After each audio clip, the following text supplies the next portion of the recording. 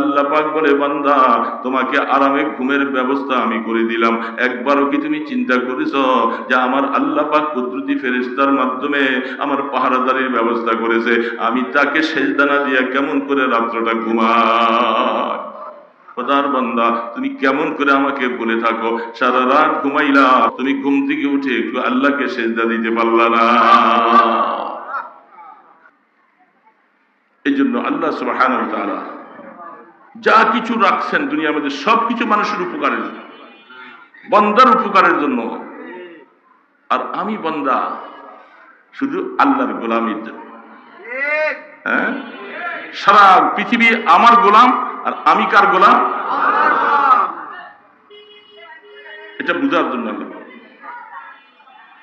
আল্লাহু আকবার। আল্লাহ সুবহানাহু ওয়া তাআলা, ইমানদার মনে রাখো, এখন বর্তমান হালাত গ্রামগঞ্জের মধ্যে আছে কিনা জানি না, যুবক ছেলেগুলি তারা কিশোর গ্যাং নাম দিয়া এখন মোড়ে মোড়ে জায়গায় জায়গায় বসে শুধু মোবাইল আর ফেসবুক দেখে দেখে রাত্রে 12টা 2টা 1টা বেজে যায়, ঘুমাবার খবর থাকে না। আল্লাহু আকবার, চিন্তাও করে না যে আমি যে আল্লাহ পাকের নাফরমানি করতেছি, এই সময় যদি আমাকে এই অবস্থায় মৃত্যু যদি চলে আসে, তাহলে আমার মৃত্যুটা কেমন হবে, আমার ঠিকানাটা কোথায় যাবে? মিশরের একজন আল্লাহওয়ালা মানুষ, বুজুর্গ মানুষ, বিকাল বেলা আসরের নামাজের পরে নদীর পাড়ে তিনি একটু ঘুরতেছেন। সময় ছিল হাতে, একটু অর্জাস করে একটু ব্যায়ামের মতো হাঁটাহাঁটি করে হাঁটতে হাঁটতে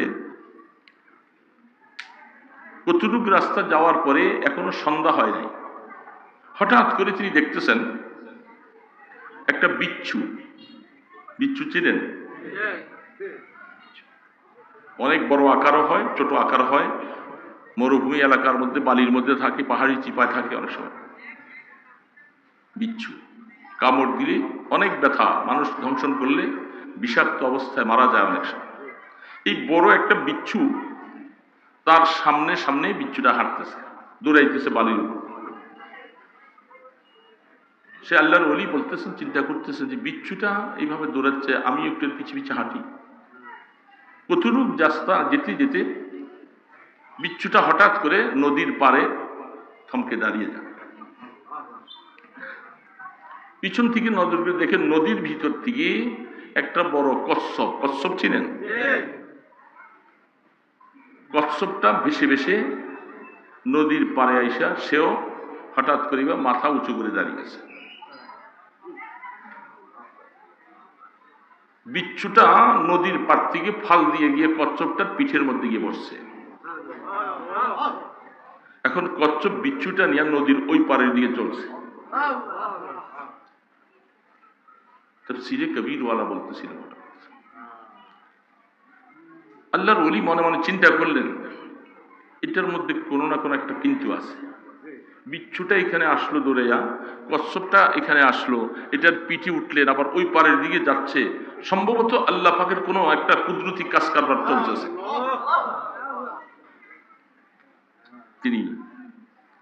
তিনি একটা নৌকা নিয়া কেরাইয়া নিয়া তিনি বলেন যে আমিও কচ্ছপের পিছে পিছে চলছি, নদীর ওই পারে যাব। যাইতে যাইতে কচ্ছপটা ওই পারে গিয়ে থামছে, বিচ্ছুটা ফাল দিয়া উপরে উঠছে। উঠে বিচ্ছুটা শোষো করে যাচ্ছে। বেশি দূর না, কতটুক যাওয়ার পরে দেখা যায় একটা গাছের নিচে একটা যুবক শুয়ে আছে, বেখবর অবস্থা। যুবক শুয়ে আছে, সেখানে তার শিয়রের পাশে একটা বিষাক্ত সাপ এইভাবে ফানা ধরে আছে যে মাত্র তাকে ধ্বংসন করবে।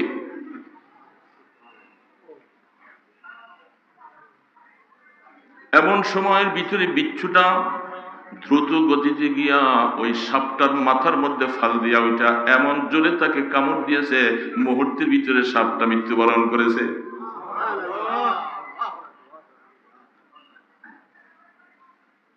সাপ মরে গেল ধরপড় করে। বিচ্ছুটা সেখান থেকে কাজ শেষ করে আসতেছে, আবার নদীর পাড়ে আসতেছে। ওই যুবকটা আওয়াজ আসার কারণে আমরাও আওয়াজ দিলাম, যুবকটা উঠে যায়। উঠে সে মনে করতেছে আমাকে বিচ্ছুটাই মনে হয় কামড় দিতে আসছিল। সে একটা পাথর নিয়ে বিচ্ছুটাকে মারতে যায়, সে জানে না।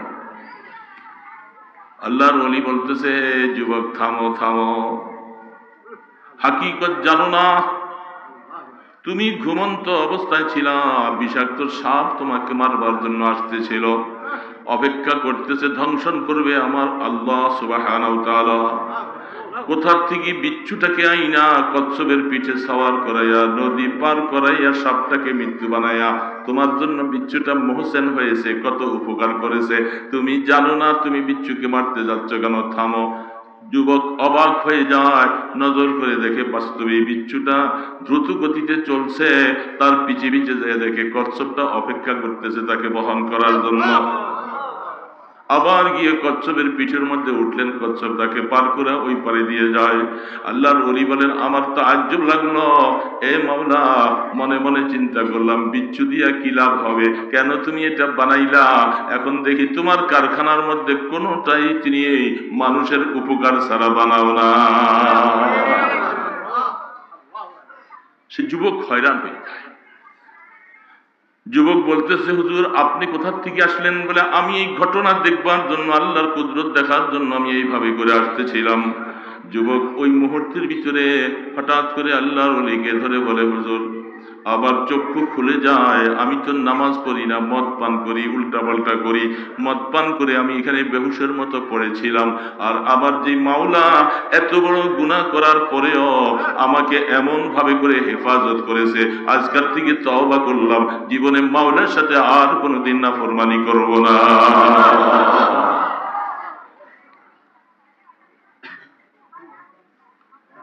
আল্লাহ সুবহানাহু ওয়া তাআলা কোন বান্দাকে যদি হেদায়েত দিতে চায়, কোন বান্দাকে যদি আল্লাহ জান্নাতের দিকে রাস্তা দিতে চায়, আল্লাহ কোন উসিলার মাধ্যমে তাকে হেদায়েত দিবে এক সেকেন্ড আগেও কেউ জানে না।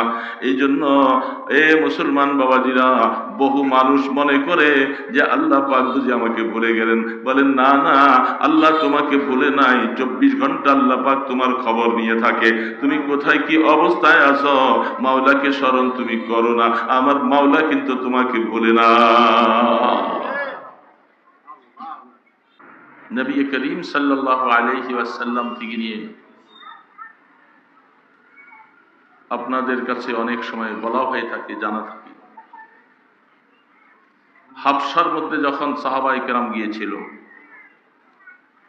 কালেমা গ্রহণ করার অপরাধে নির্যাতিত হয়ে যখন তাদেরকে হাবশায় হিজরত করে যাওয়ার জন্য আল্লাহ রাসূল নির্দেশ দিয়েছিলেন, ওই সময় হাবশার বাদশা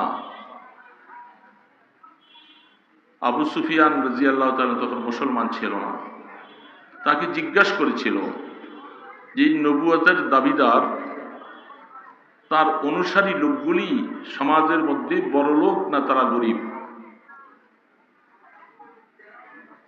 এই প্রশ্নটা তখন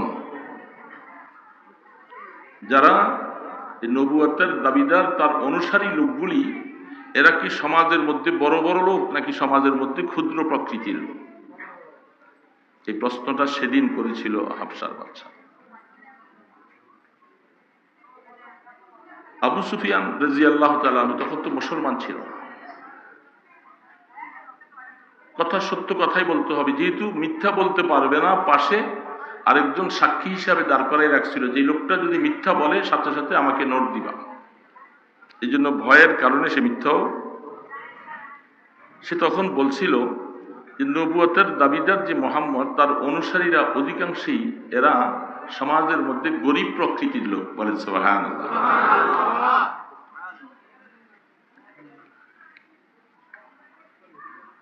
এটা সেই বাদশা তখন বলছিল যে আসমানি কিতাবের মধ্যে, ইনজিলের মধ্যে, তৌরাতের মধ্যে, এই সমস্ত কিতাবের মধ্যে লেখা আছে আখিরি জামানার যে পয়গম্বর আসবেন, ওনার অনুসারীরা সমাজের মধ্যে গরিব মানুষই বেশি হবে। সুবহানাল্লাহ।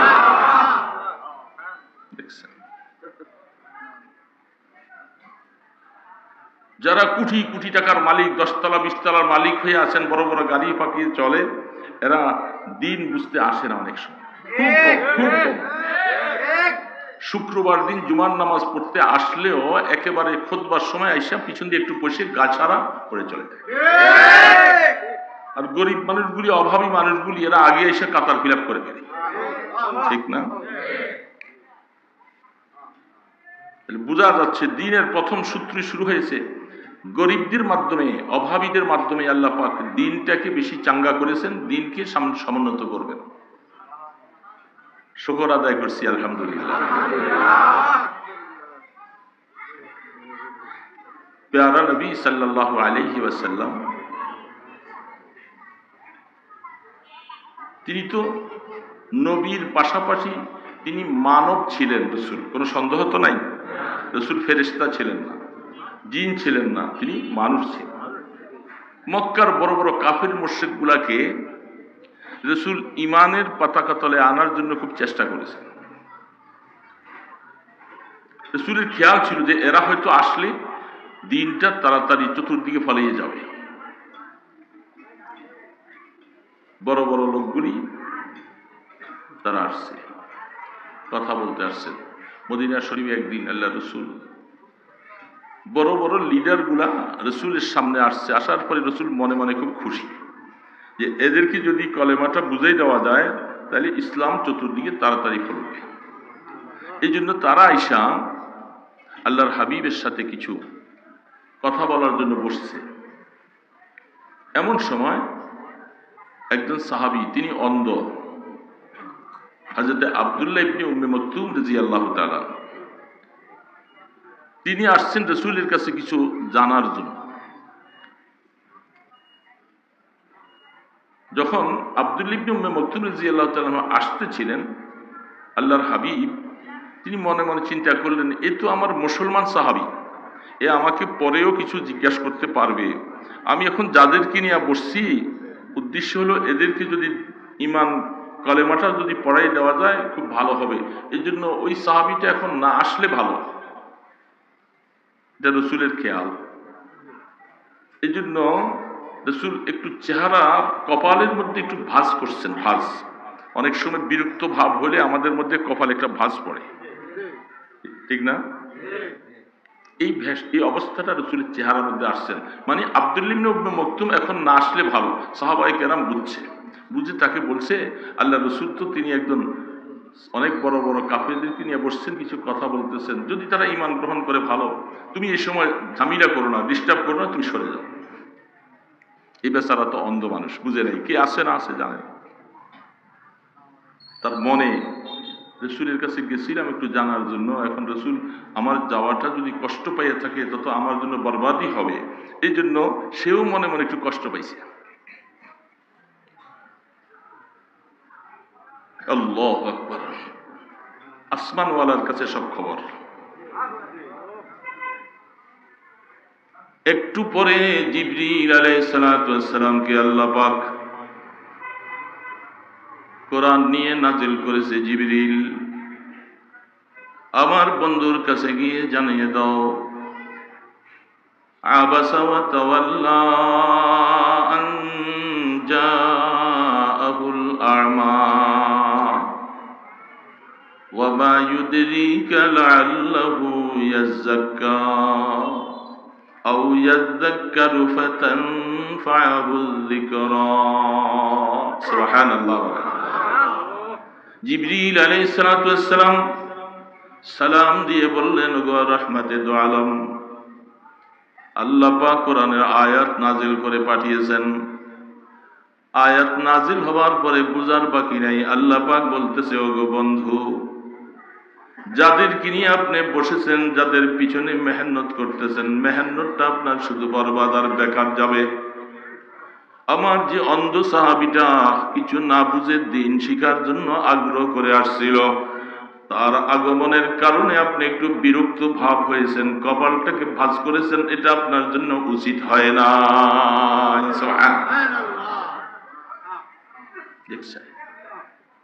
এটা আপনার জন্য ঠিক হয়নি। বরং এ আসছে পবিত্রতা অর্জন করে আত্মার পরিশুদ্ধ করাবার জন্য, আমল জানার জন্য। আর ওরা এসে আপনার সময় নষ্ট করতেছে।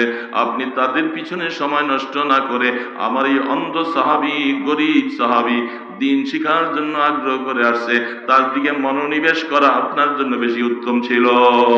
সুবহানাল্লাহ।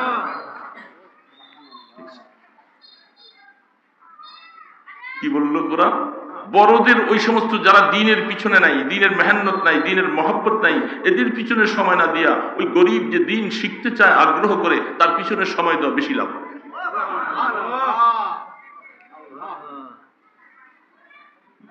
এটা আল্লাহ পাকের একটা নিয়ম।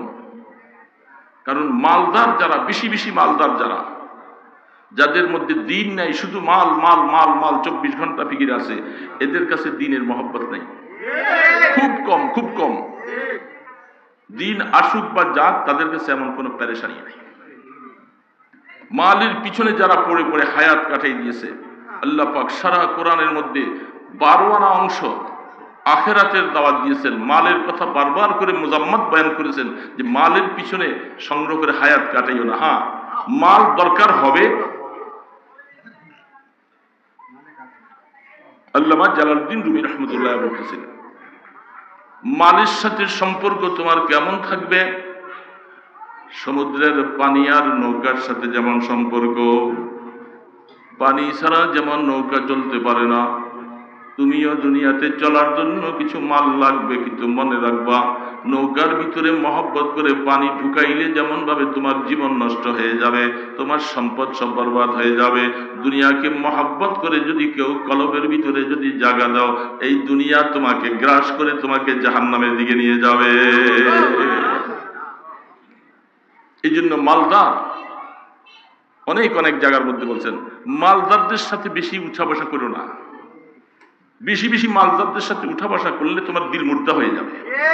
কারণ তাদেরকে ওই দিকে যেহেতু তারা মালের মোহ, নামাজ চলে যায়, ইবাদত চলে যায়, সারাদিনে তেলাওয়াত করার সুযোগ পায় না। বহু মালদার না ইশরাক করতে পারে, না আওয়াবিন পড়তে পারে, নাকি তার জীবনে একটু তাহাজ্জুদ পড়ার সুযোগ হয়ে যায়, কোরআন পড়ার সুযোগ হয় না, শুধু মাল মাল মাল মাল করতে করতে জীবনটা শেষ করে ফেলে। এই জন্য আল্লাহ পাক বারবার করে বলছে, ইমানদারেরা মালের মহব্বত অন্তর থেকে কমাও, আল্লাহর মহব্বত আর আখিরাতের মহব্বত দিলের মধ্যে বেশি জায়গা দাও। মাল, এই জন্য আমি প্রথম বলছিলাম, যাদের আমাদেরকে চলার জন্য কিছু আল্লাহ পাক দিয়েছেন, এটুক নিয়ে আমরা চলতেছি, শুকর আদায় করতেছি না। দুনিয়ার মহব্বত অন্তরের মধ্যে জায়গা দেওয়া নিষেধ, এটা কঠিন মাসালা। এই জন্য যদি কেউ প্রশ্ন করে, যদি আমি দুনিয়া ছাড়া কেমনে চলবো, আপনাকে দুনিয়াতে চলতে হবে কিভাবে? যে এইভাবে চলতে হবে যেমন নৌকা আর পানির সাথে সম্পর্ক। কারণ মালের সম্পর্ক শরীরের সাথে, চোখের সাথে, আল্লাহ পাকের মহব্বত আর ইবাদত আর আমলের সম্পর্ক হবে দিলের সাথে। দিল এমন একটা জিনিস, এটার মধ্যে যদি আল্লাহর মহব্বত যদি ঢুকাইতে হয়, দুইটা একসাথে কোনোদিন হবে না। আগুন আর পানি যেমন একসাথে মিশে না, মাল আর আল্লাহর মহব্বত দুইটা একসাথে মিশবে না। যেন মনে রাখা লাগবে। আমরা তো এখন দেখি দুনিয়া কামাবার জন্য এত শ্রম আর এত পরিশ্রম করে থাকি, আমার আখিরাতে আমি আল্লাহ পাকের কাছে কি করে দামি হতে পারবো, আমার আমল কি করে বাড়বে, এই নিয়ে তার 100 ভাগের 1 ভাগ মেহনত করতে পারি না। আল্লাহ পাক দুনিয়ার মধ্যে যা কিছু দিয়েছেন, আল্লাহ কখন কাকে হেদায়েত দিবে বলা যায়। তাফসীর ইবনে কাসীর ওয়ালা তিনি বলছেন, তাফসীরে কবীরের মধ্যে ইমাম গজালি রহমতুল্লাহ আলাইহি, মোহাম্মদ ইবনে মোহাম্মদ গজালি রহমতুল্লাহ আলাইহি, অনেক বড় আল্লাহওয়ালা, মাকুলাত, শাইখুল মাকুলাত যাকে বলা হয়, ইমাম গজালি রহমতুল্লাহ আলাইহির নাম শুনছি আমরা, নাম তো শুনছি, গজালি রহমতুল্লাহ আলাইহির নাম শুনছি। অনেক সময় তার নামটা হয়তো অনেকের কাছে জানা নাই। তার নাম মোহাম্মদ ইবনে মোহাম্মদ গজালি। তার একটা তাফসীর আছে, তাফসীরে কবীর, অনেক লম্বা তাফসীর, অনেক বড় আনুখা তাফসীর। সেখানে তিনি একটা ঘটনা লিখছেন, ইবরত হাসিল করার জন্য উপদেশ। দুনিয়ার মধ্যে আল্লাহ তাবারক ওয়া তাআলা যা কিছু বানিয়েছেন, কেউ কেউ প্রশ্ন করে যে এটা তো দরকার ছিল না, এটা দরকার ছিল না, এটা কেন আল্লাহ বানাইছে? আল্লাহ পাক বলেন, আমি কেন বানাইছি এটা আমি জানি, তুমি জানো না। কোনটার দ্বারা আমার মখলুকাতের কি উপকার হবে, কি কাজে আসবে, এটা আমার জানা আছে, তোমার জানা নাই। তিনি বলতেছেন, وعباد الرحمن الذين يمشون على الأرض هونا وإذا خاطبهم الجاهلون قالوا سلاما। আল্লাহ সুবহানাহু ওয়া তাআলা কিয়ামতের ময়দানে সারা পৃথিবীর মানুষ উঠা লাগবে কি লাগবে না? সবাই উঠা লাগবে না? কাফের, মুশরিক, বেঈমান, আল্লাহকে যারা মানে তারা, যারা না মানে তারাও সবার উঠা লাগবে। সেদিন আল্লাহ পাক তার ফেরেশতার মাধ্যমে একটা ডাক দিবেন। ইসরাফিল আলাইহিস সালাতু ওয়াস সালাম বাইতুল মুকাদ্দাস, যেখানে মুলকে শাম, সেখানে ময়দানে হাসরের কায়েমের প্রথম শুরু হবে সারা পৃথিবী জোড়া। অনেকের দিলের মধ্যে একটু প্রশ্ন আসে যে এত মানুষ কিয়ামত পর্যন্ত, এই মানুষগুলি কি করে সামাই হবে? আল্লাহ সুবহানাহু ওয়া তাআলা জমিনটাকে রুটির মতো এইভাবে বাড়াইয়ে দিন। দুনিয়ার প্রথম থেকে কিয়ামত পর্যন্ত যত মানুষের আগমন ঘটছে, সকল তো মানুষ কিয়ামতের ময়দানে উঠবে, সকলের জায়গাই হবে, জায়গার কোনো অভাব হবে না। কেন্দ্রটা হবে কোথায়? বাইতুল মুকাদ্দাস, যেখানে মুলকে শাম, সেখানে ময়দানে হাসর কায়েম শুরু হবে। আল্লাহ পাকের আরশ 8 জন ফেরেশতারা বহন করে নিয়ে আসবে।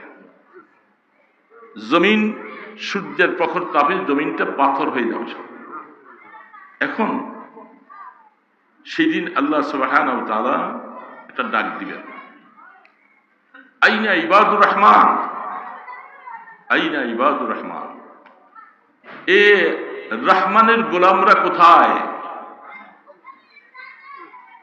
রহমানের গোলাম কার গোলাম?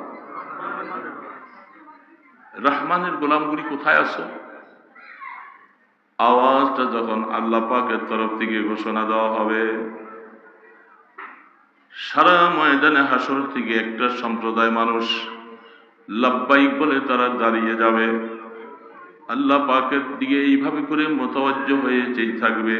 প্রত্যেকটা মানুষের চেহারার মধ্যে নূরের ঝলক দিতে থাকবে। মানুষগুলি দাঁড়াইয়া যাবে ইবাদুর রহমান বলে। আল্লাহ পাক বলতেছে, কোরআন শরীফের মধ্যে টাইটেল দিয়েছে ইবাদুর রহমান। এই অবস্থাগুলি তাদের কতগুলি গুণের কথা এই আয়াতগুলোতে আল্লাহ পাক বলছেন। এই গুণগুলি যারা অর্জন করতে পারবে, কিয়ামতের ময়দানে ইবাদুর রহমান বলে তাদেরকে ডাক দেওয়া হবে।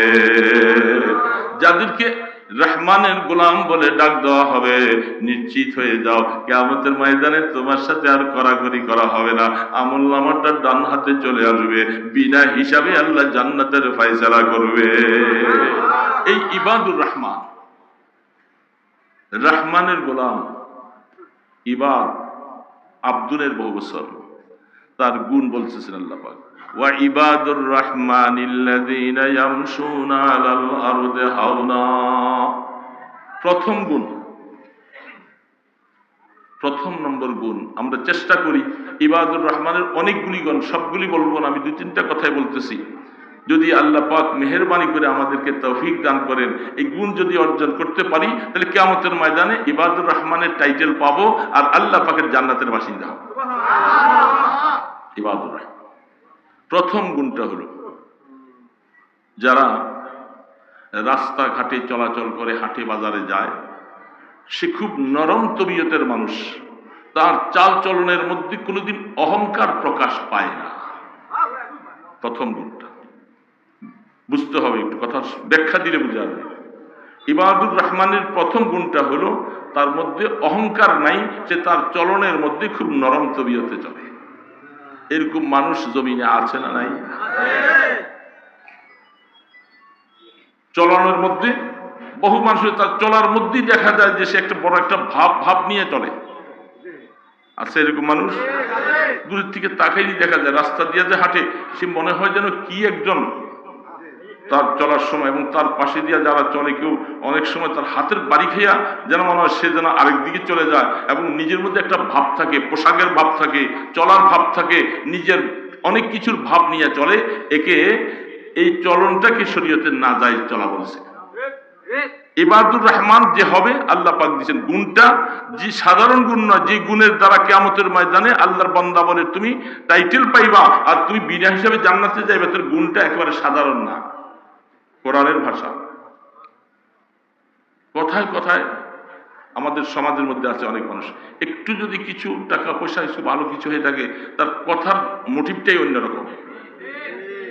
বাজারে বলেন, কারোর সাথে কথা বলতে চায়, যে তুই কার সাথে কথা বলো, বুঝুস, তুই চিনস তুই আমারে, এই সমস্ত কথা শরীয়তে নাজায়েজ, হারাম। কোরআন শরীফের মধ্যে আল্লাহ সুবহানাহু ওয়া তাআলা হযরত লোকমানে হাকিম ছেলেকে নসিহত করে বলতেছে, ইয়া বুনাইয়া লা তামশি ফিল আরদি মারহা ওয়ালান তাখরুকাল জিবালা তুলা। হযরত লোকমানে হাকিম রাহমাতুল্লাহ আলাইহি, যার কথা সারা কোরআনের মধ্যে অনেক জায়গায় আল্লাহ পাক বলছেন, সন্তানকে নসিহত করে বলে, এ সন্তান, রাস্তার মধ্যে যখন চলবা, খবরদার সিনাকে টান করে জুতার কড়বড় করে করে রাস্তায় চলো না। কোরআন বলতেছে লা তামশি ফিল আরদি মারহা, কারণ তুমি যেভাবে হাঁটতেছো জমিনটা কি ফাটাই ফেলাইবা, তার জুতার বাড়ি কি, জুতার কসমস কি, বলে যে এইভাবে সিনা টান করে হাইটো না। নবী মুহাম্মদ রাসূলুল্লাহ সাল্লাল্লাহু আলাইহি সাল্লাম হাদিসের মধ্যে পাওয়া যায় আল্লাহর রাসূল কিভাবে হাঁটতেন। একটা দোতলা বিল্ডিং থেকে সিঁড়ির মধ্যে নামবার সময় নিচের দিকে নামতে একটু শরীরে ঝুঁকি লাগে, লাগে কি লাগে? রাসূল রাস্তায় যখন হাঁটতেন সামনের দিকে মাথাটাকে একটু নিচু করে ঝুঁকু করে করে হাঁটতেন, সিনা টান করে এইভাবে অহংকারী করে হাঁটতেন না। এই হাঁটা শরীয়তে নাজায়েজ। হ্যাঁ, রুগীর মতো নয়, অসুস্থতার মতো নয়, আপনি হাঁটতেছেন সাধারণ ভাবে, কিন্তু আপনার মধ্যে অহংকারী ভাব প্রকাশ পাইতে পারবে না। লোকমান আলাইহিস সালাম ছেলেকে বলছে, লা তামশি ফিল আরদি মারহা ওয়ালান তাখরুকাল জিবালা তুলা, তুমি যেভাবে হাঁটতেছো মনে হয় যেন তুমি পাহাড়ের উপরে উঠে যাবা। এই ধরনের চলাচল দিচ্ছে। এই দিন আল্লাহ পাক কোরআনে বলছেন, কিয়ামতের ময়দানে ইবাদুর রহমান যারা হবে, জীবন তো অনেকটাই আমাদের শেষ হয়ে গেছে, অনেকের জুয়ানরা যারা আছে তারা আমল করো, চেষ্টা করো। বুড়ারা তো অটোমেটিক এখন গুজা হয়ে গেছে, বয়সের কারণে গুজা হয়ে গেছে না, উনি এখন জোর করে হাঁটার ক্ষমতা নাই। কিন্তু জুয়ান যারা, তারা মনে রাখতে হবে, বুড়া তো অটোমেটিক এখন শরীরে শক্তি নাই, সে কমজোর ভাবে হাঁটে। কিন্তু জুয়ান তুমি যদি ওইভাবে করে শিখো, তাহলে তোমার এই শিখাটা আখিরাতের জন্য অনেক নাজাতওয়ালা শিখা হবে। তোমাকে ইবাদুর রহমানের টাইটেল ভূষণ করে আল্লাহ পাক তোমাকে পার করাবে। এই জন্য ইবাদুর রহমানের গুণ, এক নম্বর গুণ কি, কি গুণটা বলছি এক নম্বর বাবা? রাস্তায় যখন চলবো খুব বিনয়ী নম্রের সাথে, চেহারার মধ্যে তার কথার মধ্যে অহংকার যেন প্রকাশ না পায়। এটা এক নম্বর রোগ কলবের রোগের মধ্যে। মানুষের দিলের মধ্যে রোগ আছে না নাই? দিলের রোগের মধ্যে এক নম্বর রোগ হলো কিবির। এক নম্বর রিগটাই হলো কিবির, অহংকার, যেটা শরীয়তে হারাম। এবং আল্লাহ রাসূল বলছেন, ওই ব্যক্তি জান্নাতে কোনোদিন যেতে পারবে না, জান্নাত তার জন্য হারাম, যার অন্তরের মধ্যে যাররা পরিমাণ কিবির থাকে। কঠিন মাসালা। আশিক ভাই তো বলে গেছেন, একসময় এতক্ষণ কথা বলছেন, আপনারা অনেকেই শুনছেন, অনেক কথা শুনে গেছেন। হ্যাঁ, বুঝতে হবে এতগুলি কথা, অমাইয়া তাওয়াক্কাল আলাল্লাহ ফাহুয়া হাসবুহু, সবচেয়ে বড় রোগে আক্রান্ত আছি আমরা অনেকেই, যেটাকে কলবের রোগ বলা হয়। কলবের রোগ আছে না নাই? কিবির, হাসাদ, কিনা, আদাওয়াত, বগস, উজুব, এগুলি সব কলবের রোগ। এই রোগে আমরা সবাই আক্রান্ত, একজনও বাদ নেই, কারো কাছে কম, কারো কাছে বেশি। এখন আল্লাহ পাক কি বলছেন? قد أفلح من زكاها وقد خاب من دساها। এ বন্ধুরা, দোস্তরা, আল্লাহ পাক বলছেন, এই কলবটাকে, এই রোগগুলার থেকে যারা আত্মাকে পাক করে আসছো, তুমি জান্নাতে চলে যাবা। আর যারা কলবের রোগে আক্রান্ত হয়ে গেছো, তোমার ঠিকানা জাহান্নাম, কোনো কেউ ধরে রাখতে পারবে না। কঠিন মাসালা। কোরআন বলতেছে, কোরআন কঠিন মাসালা। যেহেতু আল্লাহ পাক এটাকে খুব গুরুত্ব সহকারে বলছে, খবরদার, আলেম হও, ফাজেল হও, ইমাম হও, খতিব হও, বক্তা হও, ব্যারিস্টার হও, যে কোনো লাইনের মানুষ হও না কেন, মনে রাখা লাগবে অন্তরের মধ্যে যে রোগ আছে এর থেকে পরিষ্কার হইয়া কলবটা, আত্মার কাকে পরিষ্কার করে আল্লাহর কাছে যাওয়া লাগবে। নতুবা আল্লাহ রাসূল বলেন, খবরদার, যার অন্তরের মধ্যে যার্রা পরিমাণ কিবির থাকে, অহংকার থাকে, জান্নাতের গ্রাম কখনো পাবে না। এটার জন্য জাহান্নামের মধ্যে ফেলে দেওয়া হবে। শাস্তি ভোগ করার পরে, এই কিবিরের গুনার শাস্তিটা ভোগ হওয়ার পরে, তখন আল্লাহ তাকে মাফ করে জান্নাতে পাঠাবে, তার আগে না। এটা কলবের রোগ খুব কঠিন। এই জন্য আল্লাহ পাক বলছেন, লা তামশি, খবরদার, ইবাদুর রহমান হতে হলে তোমাকে খুব নরম তবিয়তে চলা লাগবে। অহংকারী হইও না, তোমার কথায় যেন অহংকার না ফুটে উঠে, তোমার কাজ কারবারে যেন অহংকার বড়ত্ব না ফুটে। খবরদার, আল্লাহ এটা পছন্দ করে না। আল্লাহ পাক বলেন, আল কিবরিয়াউ হৃদাই, অহংকার করা এটা আমার চাদর, আমার চাদর নিয়ে যারা টানাটানি করবা সে জাহান্নামে যাইবা।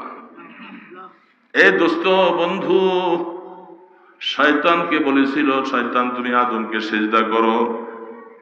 কি অপরাধ তার? একটাই অপরাধ, সে অহংকারী ছিল। সে অহংকার করে আল্লাহ পাকের কথাকে মানে নাই, আদমকে সেজদা দিতে।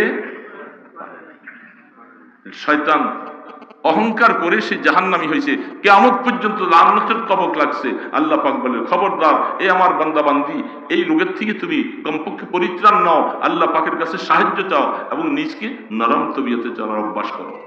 মান তাওয়াযা লিল্লাহ রাফাহুল্লাহ, আল্লাহ রাসূল এই জন্য বলেন, যারা নরম তবিয়ত অর্জন করবে, আল্লাহর জন্য নিজকে ছোট বানাই দিবে, তার কথায় কোনোদিন বড়ত্ব প্রকাশ পায় না, অহংকার করে না, আল্লাহ পাক বলেন, আমি তাকে আমার কুদরতের দ্বারা তাকে আমি সম্মানিত বানাই দেব। এটা অনেক উত্তম না? নিজে অহংকারী না করে, এই জন্য বুঝে আসতে হবে, এটা সবচেয়ে বড় একটা কঠিন মাসালা। এই জন্য আল্লাহ পাক এই গুণটাকে দিয়া বলছেন যে ইবাদুর রহমানের একটা গুণ হলো, জমিনে চলবে সে সানজিদিগির সাথে, তার কথায় কাজে অহংকার প্রকাশ পাবে না, বরত্ব দেখাবে না, মানুষ আরেকজনকে এমন ভাবে করে হেয় প্রতিপন্ন করবে না, আর ও কি জানে আমি সব জানি, এটা অহংকারী কথা। অন্যকে নিজের থেকে খারাপ মনে হয়। কয়েকটা কথা বলে যাচ্ছি মনে রাখার জন্য বাবা দোস্ত, এক এক ফুলের এক এক গ্রাম। হুজুর বলে গেছে এক কথা, আমার শরীরও ভালো না, তবিয়ত ভালো না, তবে কয়েকটা কথা শুধু বলে যাই। এই কথাগুলি সবকে ইয়াদ করতেছি, আমার নিজের জন্য, আপনাদের জন্য। এই কথার উপরে আমাদের সকলকে উঠা লাগবে, সবাইকে উঠতে হবে। আমি এখানে চেয়ারে বসে কথা বলতেছি, আপনার নিচে বসছেন, আমি দামি হয়ে গেছি? না না, খবরদার, হতে পারে না। কর্তব্যের খাতিরে বসা হয়েছে, বুঝতে হবে। অনেক সময় অনেক জায়গার মধ্যে অনেক অনেক মানুষ বাজারে যায়, হাটে বাজারে যায়, কথাবার্তা যায়, তার কথার মধ্যে অবস্থাটি অন্যরকম, মানে দেখলে বুঝে ফেলে, আরে এত অহংকারী করস কেন, তার কথাই প্রকাশ পায়। এই রোগ, এটা কঠিন রোগ। এই জন্য আল্লাহ পাক বলছেন, ইবাদুর রহমান যে হবে তার গুণ কি হবে? নরম, নরম তবিয়ত।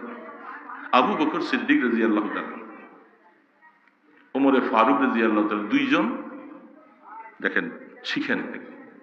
আবু বকর এবং ওমর রাদিয়াল্লাহু, দুইজন রাসূলের শ্বশুর। আমাদের রাসূল সাল্লাল্লাহু আলাইহি ওয়াসাল্লামের শ্বশুর না দুইজন? খলিফাতুল মুসলিমিন আবু বকর ওমর, দুইজনে পরস্পরে কথা বলতে বলতে যাইয়া একটু কাটাকাটি করছে। একজন আরেকজনের সাথে একটু কথা বড় হয়ে গেছে। বড় হওয়ার পরে আসলে বাস্তবতায় আবু বকর সিদ্দিক রাদিয়াল্লাহু তাআলা নরম তবিয়তের মানুষ। উনি বলতেছে, ভাই ওমর, যাই হয়েছে তুমি আমার মাফ করে দাও। আবু বকর সিদ্দিক রাদিয়াল্লাহু তাআলা দুইবার তিনবার বলছে, ওমরে ফারুক রাদিয়াল্লাহু তাআলা একটু রাগ বেশি। দুইবার তিনবার বলার পরেও উনি এই কথাটা বলতে পারলো না, ঠিক আছে আমি মাফ করে দিলাম। এরকম আছে না অনেক সময় আমাদের সমাজের মধ্যে, দুইজনে অনেক সময় ঝগড়া হয়ে গেলে, মিলাইতে গেলে একজন এমনি থাকে, বেকা হইয়া থাকে, হ্যাঁ, আছে না নাই? আরেকজন এর যতই একটু মিলাইতে চায়, সে কিন্তু এখনো সিনাটা তার দিকে ফিরায় না, ঠিক না? ঠিক। এর মধ্যে যে নরম তবিয়ত তোলা, সে একটু আগে যে বলে, যাক ভাই ভুল হয়ে গেছে, মাফ করে দাও, সে বলতেছে, কিন্তু ও এই দিকে ফিরে চাই থাকে। তার মানে কি, দুইজনের মধ্যে এখন ওর ভিতরে একটু অহংকার বেশি এখন। হ্যাঁ, হযরত ওমর ফারুক রাদিয়াল্লাহু তাআলা আনহুর কাছে আবু বকর সিদ্দিক রাদিয়াল্লাহু তাআলা আনহু তিনি বলছে, ভাই দুইজনের মধ্যে কথা একটু উঁচাবিচা হয়ে গেছে, যাই হোক ভুল হয়েছে, মাফ করে দাও। ওমর ফারুক রাদিয়াল্লাহু তাআলা এখনো এই কথাটা বলেন নাই যে ঠিক আছে আমি মাফ করে দিলাম। ওমর ফারুক উনি রাগ করে ওইদিকে যাইতেছে, আবু বকর সিদ্দিক রাদিয়াল্লাহু তাআলা পিছে পিছে যাইতেছে, পিছে পিছে যাইয়া দূরের থেকে ডাকতেছে, ভাই ওমর দাঁড়াও, ভাই ওমর দাঁড়াও। এটা আল্লাহ রাসূলের নজরে পড়ে গেছে। তখন আল্লাহর হাবিব ডাক দিয়েছেন, ডাক দেওয়ার পরে আবু বকর সিদ্দিক রাদিয়াল্লাহু তাআলার পিছনে ওমর ফারুক চিন্তা করছেন, যেহেতু আমরা দুইজনের মধ্যে সমস্যাটা এটা আল্লাহ রসুলের কাছে জানাই, তো রসুলের সামনে যাইতে যাইতে দেখা যায় যে আবু বকর সিদ্দিক পিছন থেকে আসতেছেন, ওমর রসুলের সামনে দাঁড়ানো। তখন আল্লাহ রসুল বলতেছেন, ওমর কি হয়েছে? এমন সময় আবু বকর সিদ্দিক রাদিয়াল্লাহু তাআলা তিনি ওমরের সামনে চলে আসছেন। আসার পরে মুহূর্তের ভিতরে, কারণ খলিফাতুল মুসলিমিন ওমর ফারুক এরা তো আল্লাহর পয়গম্বরের শ্বাসে তৈরি করা, এতক্ষণ এই যে কয়েকটা কদম একটু মুখে ভিতরে ভিতরে রাগ নিয়ে চলে আসছে, আর আবু বকর পিছে পিছে আসছে, রাসূল তার সামনে আসছেন। এখন হঠাৎ করে আবার চেঞ্জ হয়ে গেছে, ভাই আবু বকর আসলে ভুল আমি করছি, আমার মাফ করে দাও।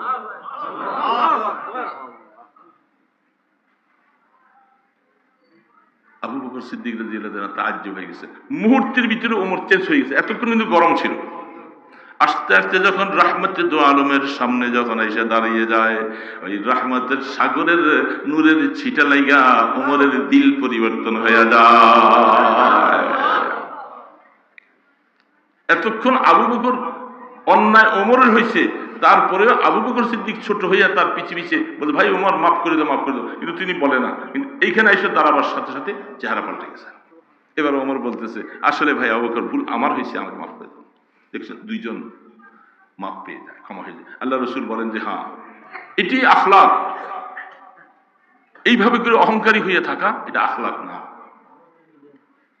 এই জন্য আল্লাহ পাক বলতেছেন, ইবাদুর রহমানিল্লাযীনা ইয়ামশুনা আলাল আরদি হাওনা, এ অহংকারী মেজাজ নিয়ে চলো না। কারণ তুমি যে অহংকারী করতেছো, যার সাথে তুমি অহংকার করে রাগ করতেছ, হতে পারে আল্লাহ কিয়ামতের ময়দানে তাকে মাফ করে দিবে, তোমাকে আল্লাহ পাক ধরে ফেলবে, হতে পারে না? এই জন্য আল্লাহ পাক প্রথম অবস্থায় বলছেন, নরম হয়ে যাও, নরম তবিয়তে চলো।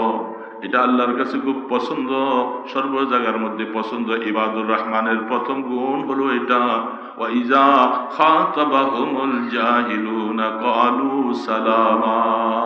2 নম্বর গুণ। এ বাবা, জমিনের মধ্যে তো আমরা চলতে হবে। দেখেন আল্লাহ পাক গুণ কিভাবে বয়ান করে দিতেছেন, ওয়াইজা খাতাবাহুমুল জাহিলুনা ক্বালু সালামা। যারা হাটে বাজারে রাস্তায় ঘাটে বিভিন্ন জায়গায় চলতেছে, কিছু মানুষ ব্যাকুল ধরনের মানুষ আছে, উগ্রপন্থী আছে, সে আপনাকে মর্যাদা বুঝে না, সম্মান বুঝে না, আপনাকে জানেও না, চিনে না, একটু সামান্য কথা নিয়ে এমন ভাবে আপনার সাথে গরম হয়ে গেছে, ঝগড়া লাগাই দেয়। আছে না নাই আপনাদের দেশে? ওই সময় আমার আল্লাহ পাক আপনাকে নসিহত করে বলতেছে, আয়াত দিয়ে বলতেছে, ঈমানদার তুমি তখন কোন গুণটা অর্জন করবা? তুমি তার সাথে ঝগড়ায় লিপ্ত হইও না। তুমি তাকে বলো, ভাই তুমি যা করছো ভুল আমার হয়েছে, তুমি তোমার হালাতে থাকো, তোমার সাথে ঝগড়া করার মতো সময় আমার নাই। এই সময়টা যতক্ষণ তোমার সাথে ঝগড়া করব, ততক্ষণ আমি আল্লাহ আল্লাহ জিকির করব, এটা আমার লাভ হবে। ওয়াইজা খাতাবাহুমুল জাহিলুনা ক্বালু সালামা। তারা বলে, ভাই তোমার হালাতে তুমি থাকো, আমার হালাতে আমি, ঝগড়ার দরকার নাই, চলে যাও। তার থেকে পাশ কেটে চলে আসে। এটা ইবাদুর রহমানের দ্বিতীয় গুণ। এই গুণ কি সহজে অর্জন করতে পারে? যাদের ভিতরে গর্মি আছে সে এই গুণ অর্জন করতে পারে না। আপনাদের দেশে মনে এরকম মানুষ নাই?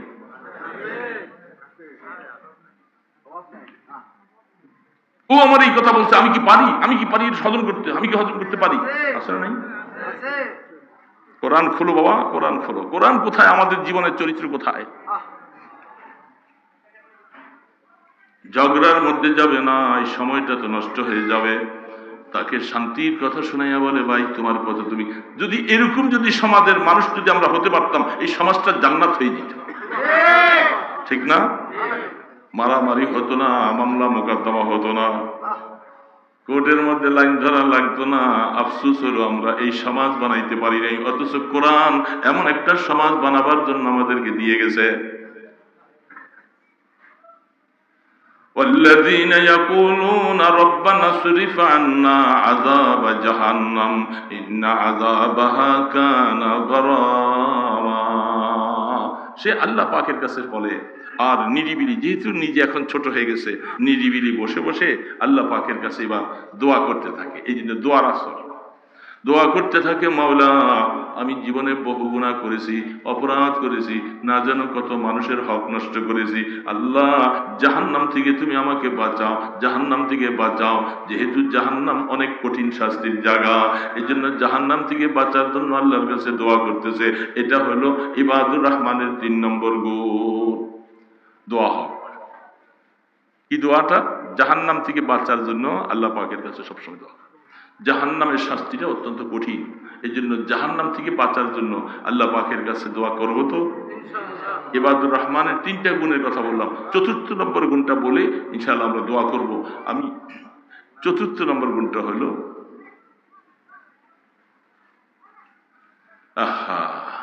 الذين يبيتون لربهم سجدا وقياما। এটা একটু কষ্ট, 4th নম্বরের গুণটা কষ্ট, সবাই পারে না। যারা রাত্রির শেষ ভাগে ঘুমায় কম, রাত্রির শেষ ভাগে কম ঘুমায়, কি করে? শেষ রাত্রে উঠে তারা নামাজে তাহাজ্জুদ পড়ে। রাত্রটা তারা সিজদা অবস্থায়, রুকু অবস্থায় কাটায়। ইয়াবিতুনা সুজদান ওয়া কিয়াম, সিজদা দিয়ে দিয়ে আল্লাহর কাছে কান্দে, রুকুতে দাঁড়ায় কান্দে, দাঁড়ায় দাঁড়ায় কান্দে। এই গুণটা কষ্ট না সহজ? অনেক কষ্ট।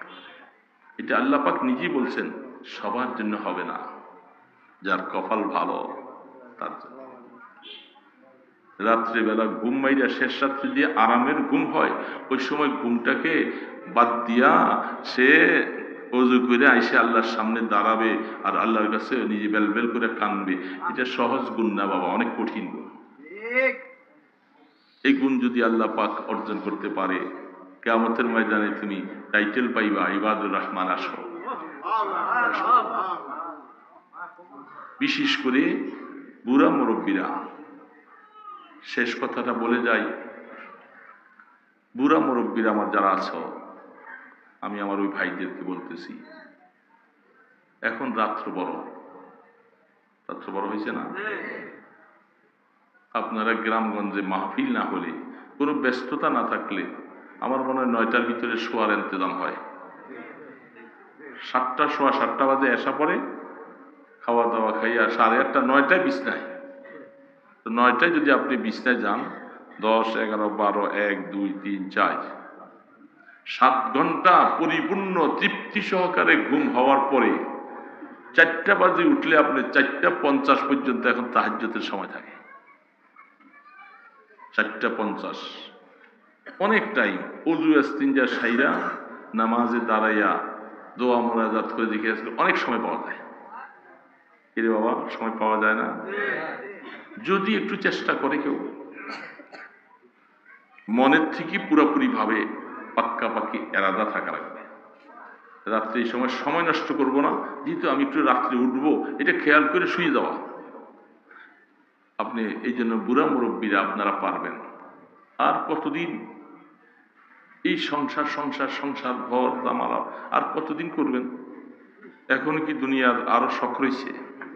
আর কত? এখন একটু কবরের চিন্তা করা দরকার। কবরের চিন্তা করো, একটু নিরিবিলি রাত্রে উঠো। এখন তো এমন সুন্দরভাবে রাত্রটা বড় হয়েছে, শীতও পড়ে নাই, কঠিন গরমও নাই। আবার কিছুদিন পরে আসবে কঠিন শীত, চলে আসবে, উঠা যায় না, উঠতে পারে না, মনে চাইলেও শীতের চোটে উঠা যায় না। এই জন্য এই গুণটা অর্জন করতে পারলে, অন্যান্য কথা অনেক আছে,